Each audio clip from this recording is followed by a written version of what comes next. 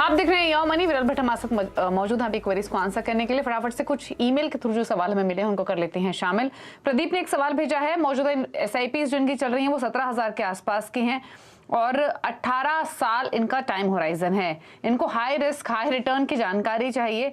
जानना चाहते हैं कि हाई रिस्क हाई रिटर्न वाले स्टॉक्स कौन से होते हैं, कितना रिस्क होता है, कितना रिटर्न मैक्सिमम एक्सपेक्ट कर सकते हैं। कुछ ईएलएसएस फंड्स भी इनको चाहिए। तो बेसिकली इनको पोर्टफोलियो जो बनाया हुआ है उस पर रिव्यू भी चाहिए, प्लस जानना चाहते हैं कि एडिशन कैसे कर सकते हैं, लमसम करनी हो तो, एसआईपीस करनी हो तो। इंपॉर्टेंट ये है कि बहुत ज्यादा क्लटर्ड इनका पोर्टफोलियो है। इनके पास छोटी छोटी एसआईपीज हैं, लेकिन SBI small cap, Aditya Birla small cap, HDFC small cap, Tata digital India, HDFC mid cap opportunities, Axis flexi cap, long term asset tax saver, small cap के बहुत ओवरलैपिंग है इनके पोर्टफोलियो में। तो पहले तो इनके पोर्टफोलियो को थोड़ा सा ठीक कीजिए और फिर बताइए कैसे अपने गोल को हासिल कर सकते हैं।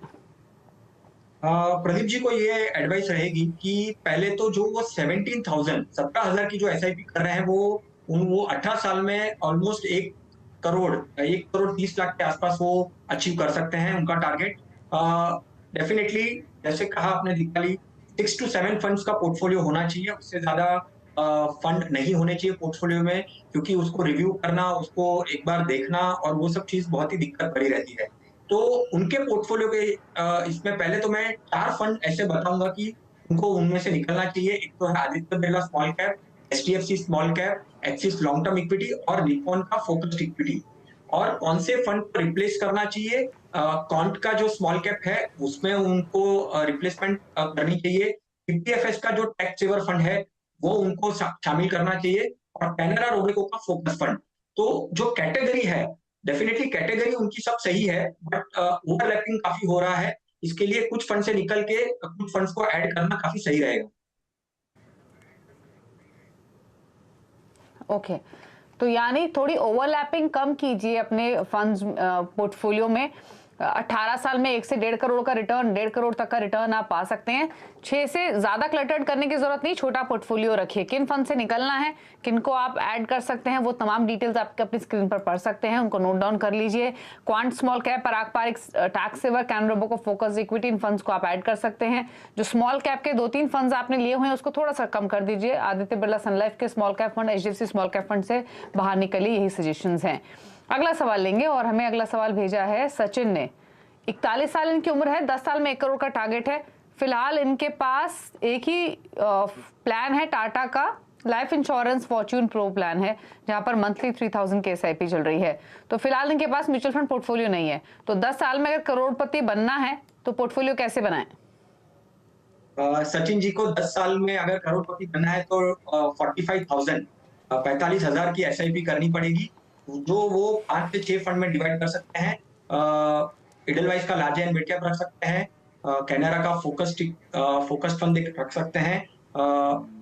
बैंकिंग फाइनेंशियल्स यहाँ से काफी अच्छे दिख रहे हैं, तो निप्पॉन का या तो टाटा का बैंकिंग फाइनेंशियल फंड देख सकते हैं। फ्लेक्सी कैप कैटेगरी में वो कॉन्ट का फ्लेक्सी कैप देख सकते हैं, और एक बैलेंस फंड भी रख सकते हैं जो आईसीआईसीआई का हाइब्रिड इक्विटी। तो ये 4 या 5 फंड या 5 से 6 फंड मैक्सिमम वो उसमें डिवाइड करके वो 45,000 की एसआईपी कर सकते हैं। और टाटा का जो एक फंड है उसमें मैं दीपाली जी उनको कहना चाहूंगा कि आई थिंक यूलिप प्लान है, unit link insurance product.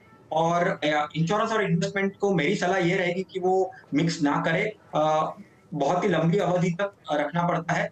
Mutual fund का एक सबसे एक अच्छा बेनिफिट ये होता है कि वो लिक्विडिटी भी देता है और टैक्स एफिशिएंट भी है। और जब भी आपको लगता है कि आपको कुछ ऐसे गोल्स जो नियर बाय गोल्स है वो आपको इसके लिए वो यूटिलाइजेशन करना है, तो काफी अच्छी तरीके से कर सकता है। और वही सामने यूलिप जो है वो थोड़ा सा रिस्ट्रिक्टिव है, आपको 15-20 साल तक उसको कंटिन्यू करना पड़ेगा, फिर उसका आपको अच्छी तरीके से बेनिफिट मिल सकता है।